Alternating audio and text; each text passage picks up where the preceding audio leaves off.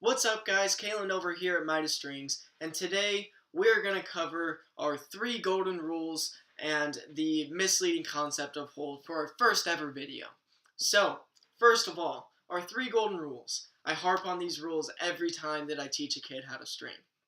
First one being loose sidewalls make for loose pockets, and loose pockets throw on the ground. So, by that I mean when we string our sticks, we want our sidewall to be as tight as possible to the head right here.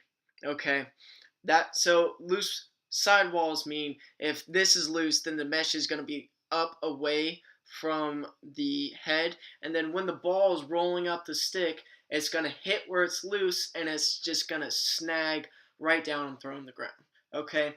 And number 2 being consistent knots make for a consistent throwing stick. So by that I mean with this head right here, I have knotted SIs and then knotted ones down the head of the stick. Okay, by consistent knots I mean we can't be using like a knotted SI and then a regular SI and then like a knotted SI. That pulls the mesh in 2 different ways, and then when it's going up the stick, it's going to hit those 2 different ways and then come off funky. So consistent knots make for a consistent throwing stick.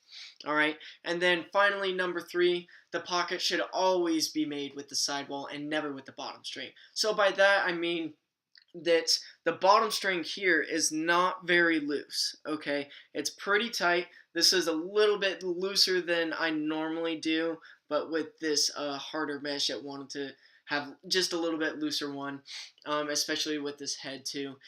And so a lot of times kids will have these super loose bottom strings hanging out right here, and then that's just going to bag the pocket out even more along with the loose sidewalls, and it's going to hit that catch point and it's going to release funky and hit right down into the ground. So those are our 3 golden rules, and they're hugely important, guys. It's helped me out. I've developed these over the years that I've been stringing. I've been stringing for just over 10 years now, so it's taken me a while to develop these, but they really work, and they really help kids learn how to string. So next on the agenda is we're going to go through hold. Okay, this is a Mark I String King strung up for the director of Bridge City Lacrosse. Okay, right here. I'm also a coach over there, guys. It's a great program. It really helps kids elevate their skills and get them ready for the ready for the regular season. Okay, and it's we focus on development there. So and we still win tournaments, right? We won the Invasion of Valhalla tournament at the U15 level. So we do win, and we really develop guys. So please check out bridgecitylacrosse.com. It's a great website. We also have NFL guys coming in to do speed and agility and training and whatnot. We are it's on this one. We are sponsored by Adidas. Not many people are like that as well. So anyways, guys, check out the website.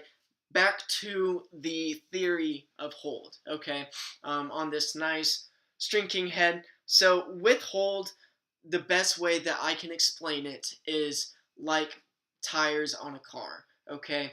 When a car is going, it relies not only on the brakes of the car to stop, but also the friction of the tires on the road, okay? So the friction is a huge part in hold.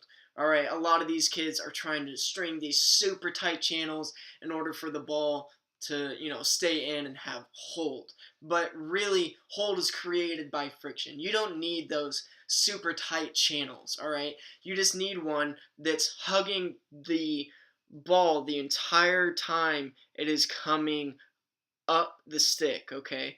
So if you look at it, the ball is always touching the mesh, okay? That is what creates hold. All right, and you can make hold without getting snagged. So if you look at this, the ball is going to roll up nice and smooth, and it's never catching at one point on the mesh. That's what you want. You should just be creating a track for the ball to roll out. So if you look on the inside, the channel is strung so that the ball just rolls off this and guides up and out of the stick. Okay, it should never catch on the channel. The channel is just there to hug the ball as it comes out, okay? So that's what we mean by hold, okay? That it's created by friction, not by stringing the super tight channel. And that's huge when you're stringing it, right? A lot of these kids are so focused on that they try to throw and they end up throwing in the ground because they have way too much whip in their stick.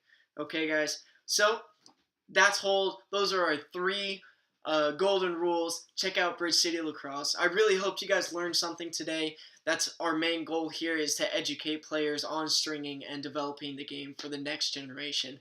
So make sure to check out our other videos and subscribe, like, make sure you tell your friends, oh, I learned something here today, and whatnot. So have a good one, guys. Make sure to like and subscribe. See you later.